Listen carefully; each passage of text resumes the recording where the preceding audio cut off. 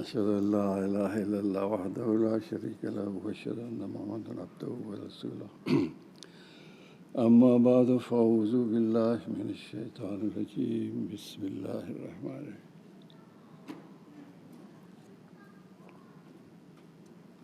میری جو میں کچھ عرض کرنا چاہتا ہوں اس کا کچھ حصہ تو نور صاحب نے بیان کر دیا ہے اور کچھ حصہ حضرت عبداللہ بن مسعود کے بارے میں پہلے بھی ذکر ہو چکا ہے۔ بہرحال جو بات میں عرض کرنا چاہتا ہوں تھوڑا سا ہے تو بالکل سب جو میں بات کہنے لگا ہوں اس کا سب کو علم ہے، وہ یہ ہے کہ اللہ تعالیٰ نے تبارک تعالیٰ نے یہ فیصلہ کیا کہ میں ایک بہت اہم پیغام دنیا کو دینا چاہتا ہوں، تو اس پیغام دینے کے لیے فرشتے موجود تھے، ایک نہیں، دو نہیں، ہزار نہیں، کروڑ نہیں، فرشتوں کا آپ اندازہ نہیں کر سکتے، کم از کم میں نہیں کر سکتا کہ کتنے فرشتے ہیں، لیکن بہرحال اللہ تعالیٰ نے اس پیغام کی اہمیت کی وجہ سے جو فرشتوں کا سردار تھا حضرت جبرائیل علیہ السلام، ان کے سپرد یہ کام کیا۔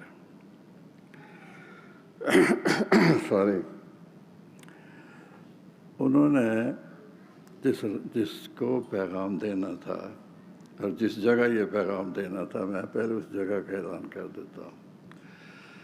دیکھیں، اس زمین میں جو سب سے اہم ترین شہر ہے جس کو قرآن مجید القریٰ ما حولہ کہتا ہے، جس کو قرآن مجید بلد الامین کہتا ہے، جو سب سے مقدس شہر ہے، اس سب سے مقدس شہر مکہ میں بیت الحرام ہے، مسجد الحرام ہے، جو سب سے مقدس مسجد ہے۔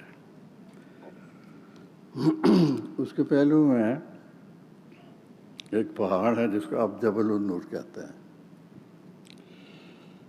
اور اس پہاڑ میں ایک غار ہے جس کو غار حرا کہتے ہیں۔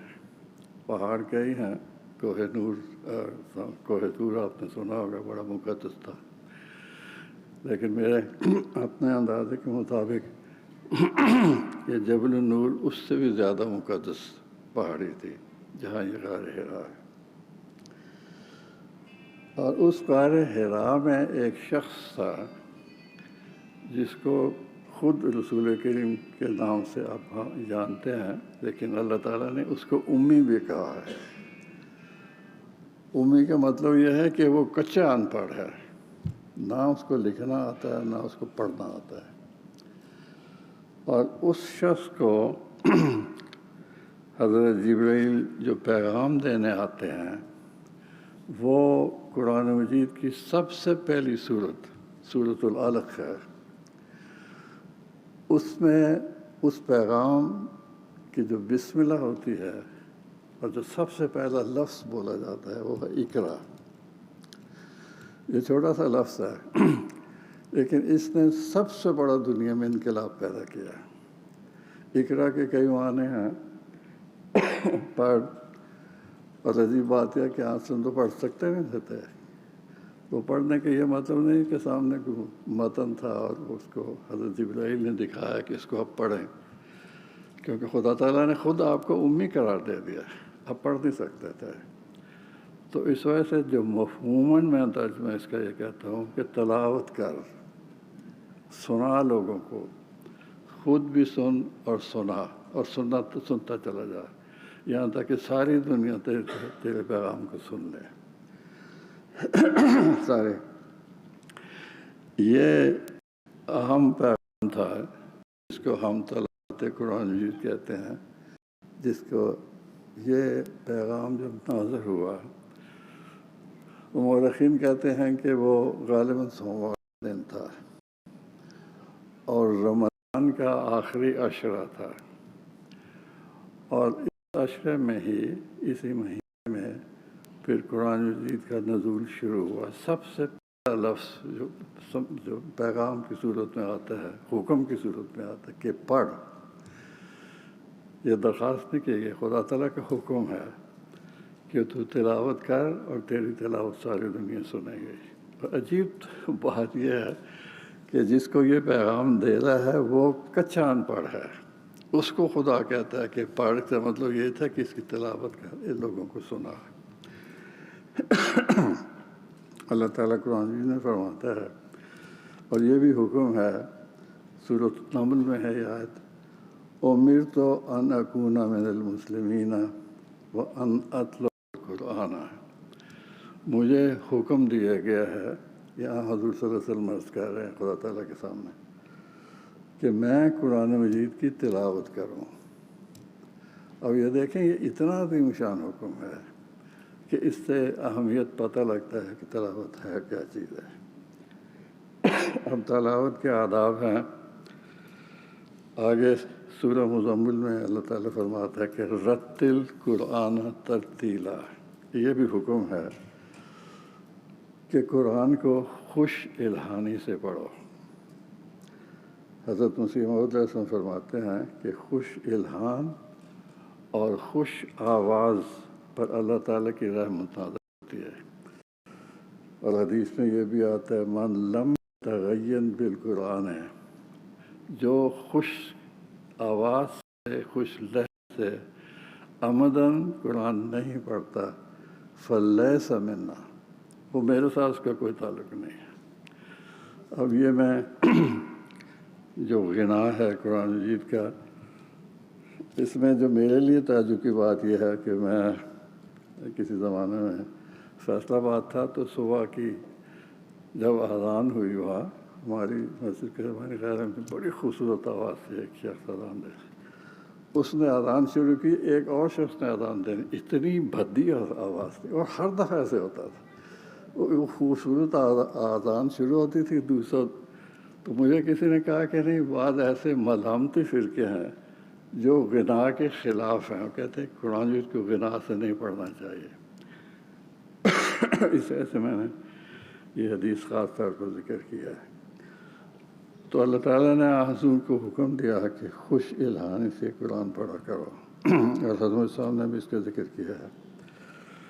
اب جو بات میں نے کہا ہے کہ فیصل نے صاحب نے بعض مضمون کے میرے حصے اذان کر دیے کہ حضور صلی اللہ علیہ وسلم، جو جیسے میں نے عرض کی کہ یہ رمضان میں نازل ہوا تھا، تو سب سے زیادہ حضور صلی اللہ علیہ وسلم نے جس موسم میں، جن ایام میں قرآن بھی پڑھا ہے، وہ رمضان کے دن ہے، اور چونکہ شروع رمضان میں ہوا تھا، اور ہم میں بھی، بچوں میں بھی اور بڑوں میں بھی جو سب سے زیادہ قرآن کی تلاوت ہوتی ہے وہ رمضان میں ہی ہوتی ہے۔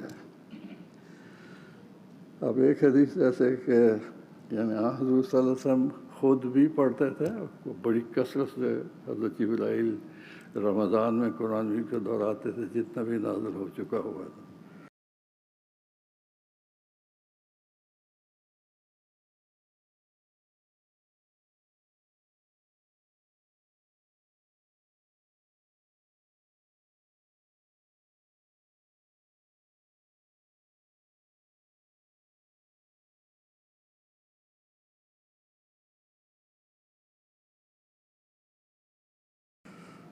جو قرآن مجید سننے کی ہے، وہ سے عرض کیا کہ حضرت عبداللہ بن مسعود رضی اللہ تعالیٰ عنہ کو حضور نے فرمایا کہ سورۃ النساء پڑھو۔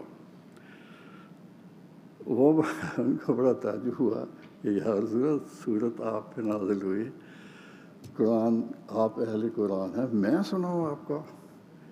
ہم سنا، ہاں ہاں تم ہی سناؤ مجھے۔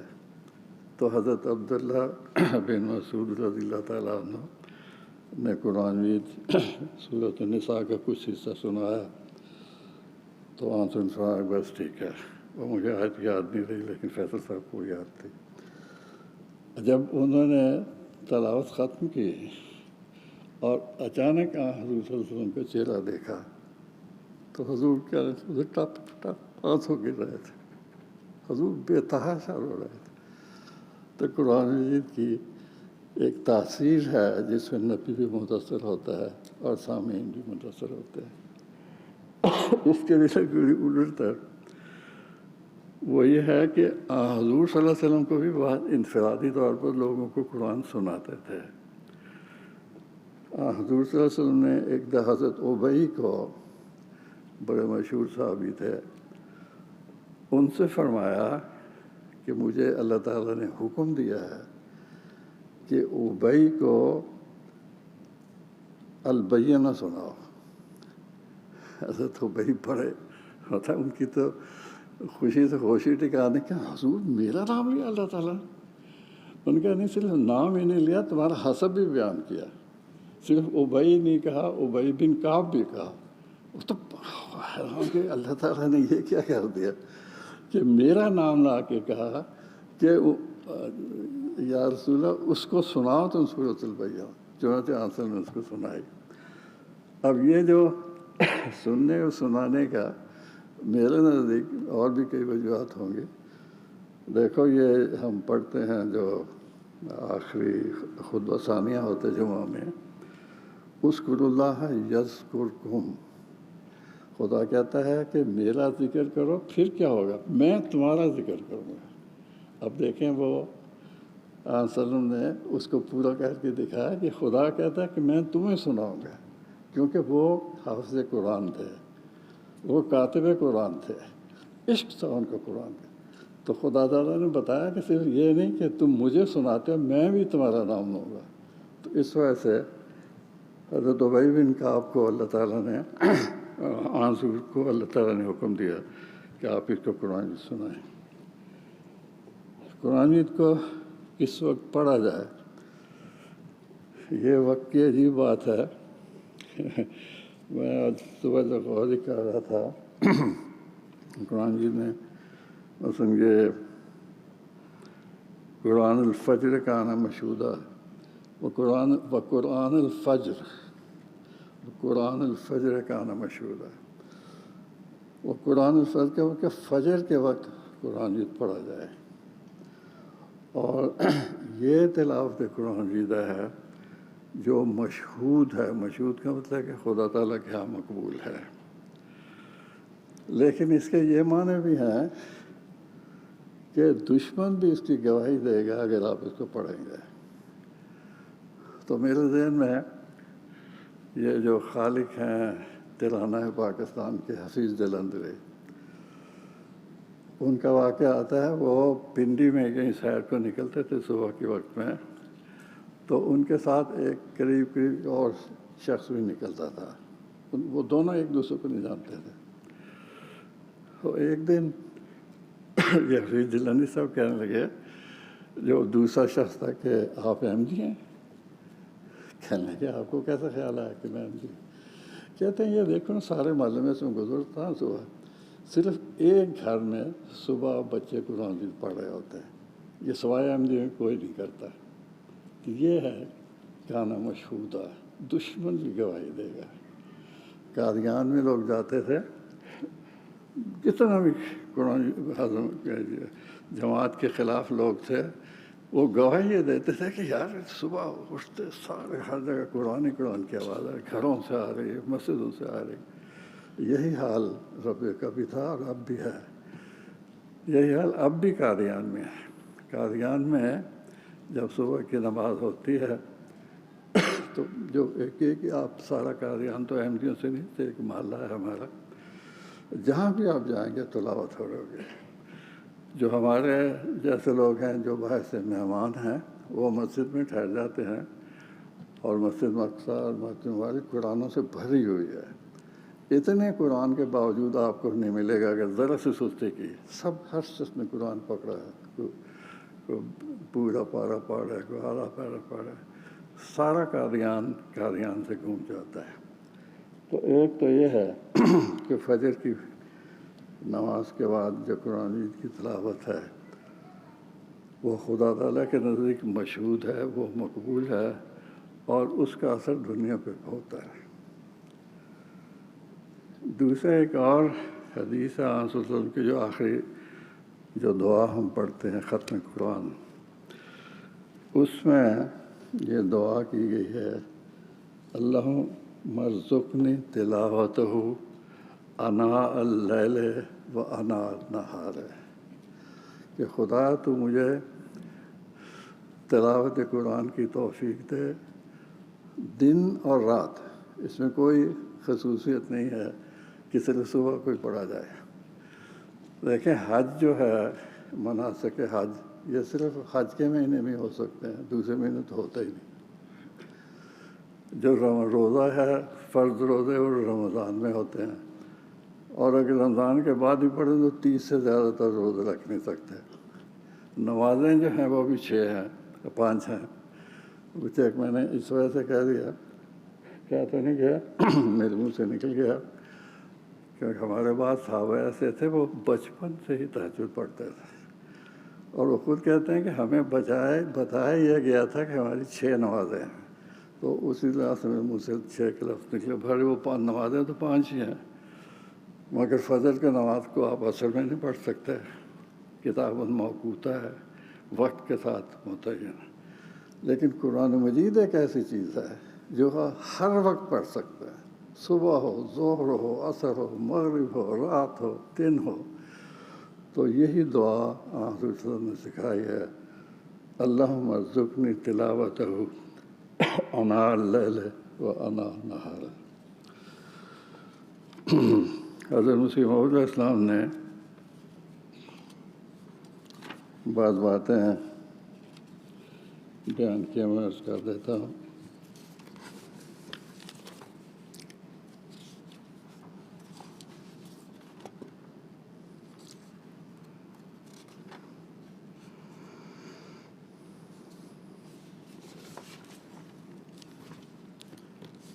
نوٹس ایسے ہی ہوتے ہیں، جلدی میں ملتے ہی نہیں۔ حضور فرماتے ہیں کہ قرآن شریف کس طرح پڑھا جائے۔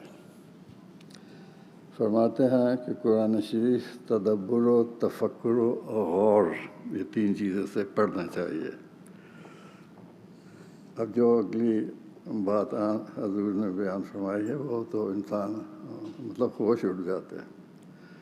حدیث شریف میں آیا ہے کہ ربا قارن یلعنہ القرآن، یعنی بہت ایسے قرآن کریم کے قاری ہوتے ہیں جن پر قرآن کریم لعنت بھیجتا ہے۔ جو شخص قرآن پڑھتا ہے اور اس پر عمل نہیں کرتا، اس پر قرآن مجید لعنت بھیجتا ہے۔ تلاوت کرتے وقت جب قرآن کریم کی آیت رحمت پر گزر ہو تو وہاں خدا تعالیٰ سے رحمت طلب کی جائے، اور جہاں کسی قوم کے عذاب کا ذکر ہو تو وہاں خدا تعالیٰ کے عذاب سے خدا تعالیٰ کے آگے پناہ کی درخواست کی جائے، اور تدبر غور سے پڑھنا چاہیے اور اس پر عمل کیا جائے۔ پھر فرماتے ہیں کہ تلاوت کی غرض کیا ہے، کیوں تلاوت پڑھی جائے۔ لوگ قرآن پڑھتے ہیں مگر طوطے کی طرح یوں ہی بغیر سوچے سمجھے چلے جاتے ہیں، جیسے ایک پنڈت اپنی پوتھی کو اندھا دھند پڑھتا جاتا ہے، نہ خود سمجھتا ہے نہ سننے والوں کو پتہ لگتا ہے۔ اس طرح پر قرآن شریف کی تلاوت کا طریق یہ رہ گیا ہے کہ 2-4 سپارے پڑھ دیے اور کچھ معلوم نہیں کہ کیا پڑھا۔ زیادہ سے زیادہ یہ کہ سر لگا کر پڑھ لیا اور قاف اور عین کو پورے طور پر ادا کر دیا۔ قرآن شریف کو عمدہ طور پر خوش الحانی سے پڑھنا بھی ایک اچھی بات ہے۔ حدیث میں بھی آیا ہے کہ اچھی تلاوت کرنی چاہیے۔ پھر حضور فرماتے ہیں کہ کلام کی تلاوت سے محبت الہی پیدا ہونی چاہیے۔ پرستش کی جڑ تلاوت کلام الہی ہے، کیونکہ محبوب کا کلام اگر پڑھا جائے یا سنا جائے تو ضرور سچے محبت کے لیے محبت انگیز ہوتا ہے اور شورش عشق پیدا کرتا ہے۔ اس لیے حضور فرماتے ہیں کہ تمہارے لیے ایک ضروری تعلیم یہ ہے کہ قرآن شریف کو مہجور کی طرح نہ چھوڑو، کہ تمہاری اسی میں زندگی ہے۔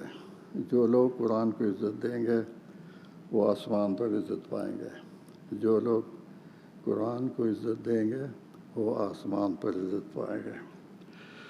نوع انسانی کے لیے روئے زمین پر اب کوئی کتاب نہیں مگر قرآن، اور تمام آدم زادوں کے لیے اب کوئی رسول اور شفیع نہیں مگر محمد مصطفیٰ صلی اللہ علیہ وسلم۔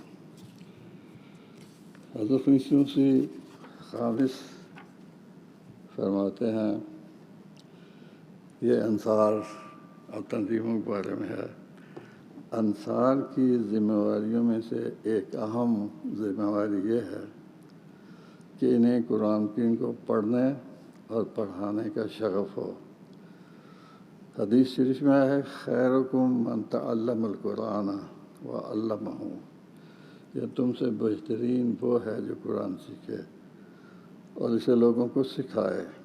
پھر سیکھنا ہی کافی نہیں بلکہ گھروں میں روزانہ تلاوت کا اہتمام بھی ہونا چاہیے، اور نیک عادت کو جاری رکھیں۔ اہل خانہ کو بھی اس پہلو سے نگرانی کرتے رہیں، اسی طرح اپنی اولاد کی ہر پہلو سے نیک تربیت پر خاص دھیان دیں۔ ان کے رجحانات پر نظر رکھیں، ان کی دوستیوں پر نگاہ رکھیں۔ ابھی امام صاحب نے خطبے میں خاص طور پر اس بات کی توجہ دلائی تھی، دوستیوں کی طرف۔ حضور فرماتے ہیں ان کی دوستیوں پر نگاہ رکھیں اور انہیں معاشرے کے بد اثرات سے بچا کر رکھیں۔ حضرت اقدس مسیح موعود علیہ السلام نے بڑے انذار کے رنگ میں بد رفیق کو چھوڑنے کی نصیحت کی ہے۔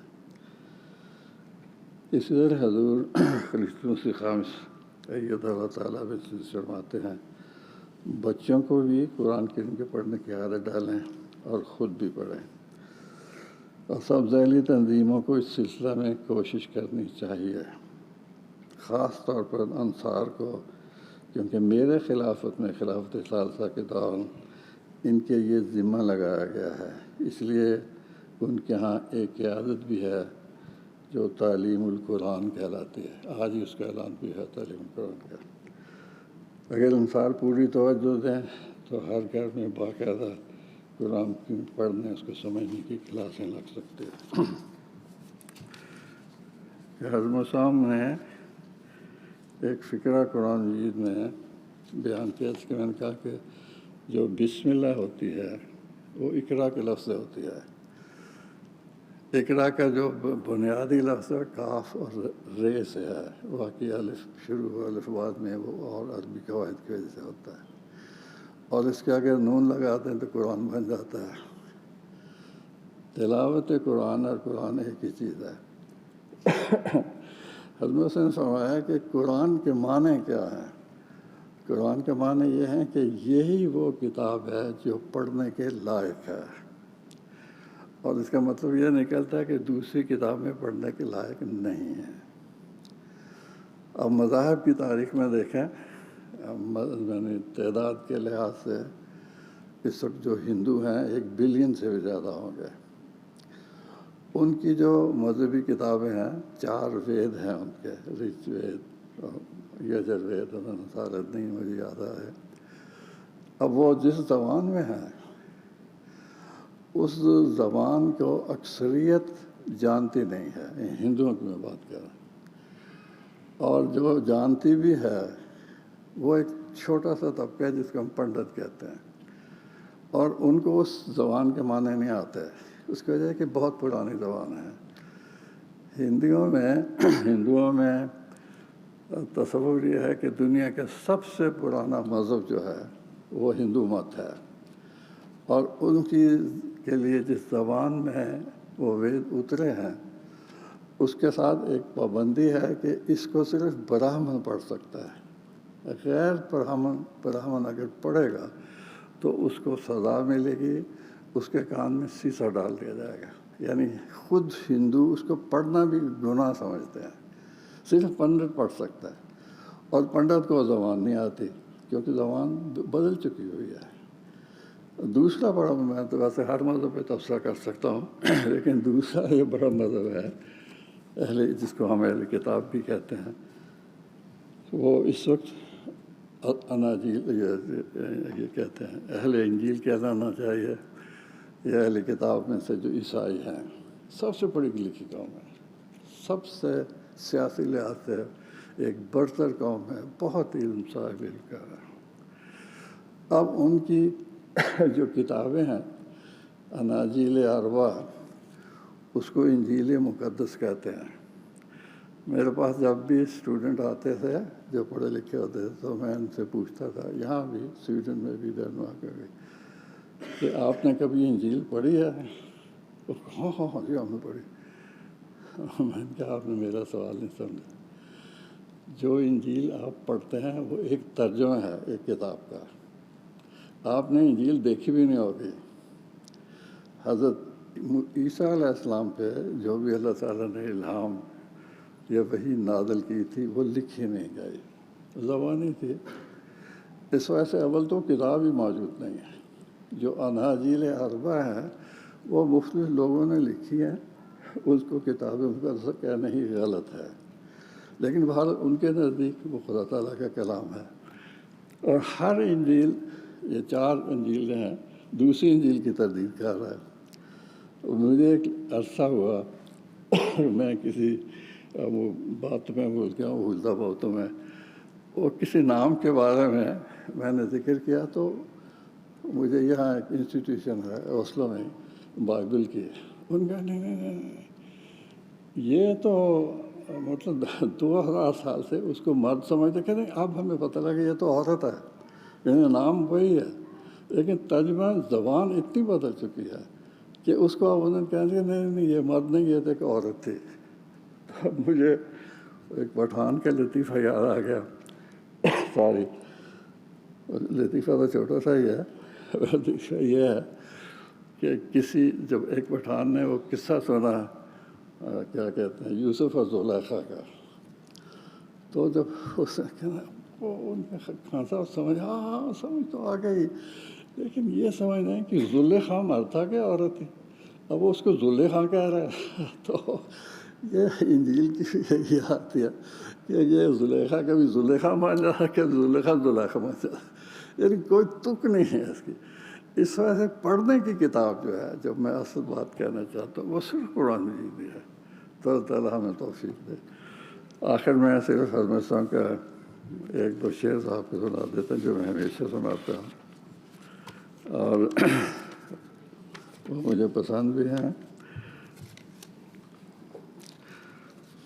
اور ایک تو ایک لحاظ سے تنبیہ ہے، فارسی کا شعر ہے، اے بے خبر با خدمت فرقاں کمر پابند،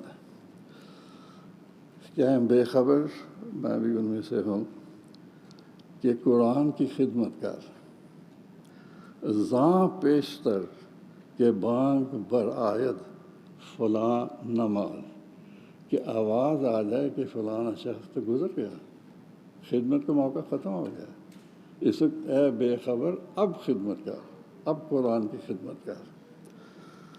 اسی طرح اردو کا شعر جو میں ہمیشہ پڑھتا ہوں، دل میں یہی ہے ہر دم تیرا صحیفہ چوموں، قرآن کے گرد گھوموں، کعبہ میرا یہی ہے۔ ایسا زبردست شعر ہے کہ میں نے کہیں مطلب تصور نہیں آدمی کر سکتا، لیکن فارسی میں اس سے بھی بڑھ کر ہے۔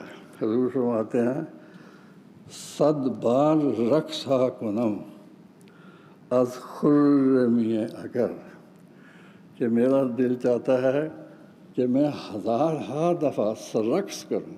اب یہ دیکھیں حضور مسئلہ سنجیدہ آدمی رقص کا ذکر کر، میں رقص کروں گا، کیوں رقص کروں گا؟ حضور فرماتے ہیں، بینم کے حسن دلکش فرقاں نہا نون، اگر مجھے یہ یقین ہو جائے کہ قرآن مجید کا حسن لوگوں پہ ظاہر ہو گیا، کیا عشق تھا، کیا عشق تھا، دل میں یہی ہے ہر دم تیرا صحیفہ چوموں، قرآن کے گرد گھوموں، کعبہ میں رہی۔ اللہم صلی اللہ علیہ وسلم۔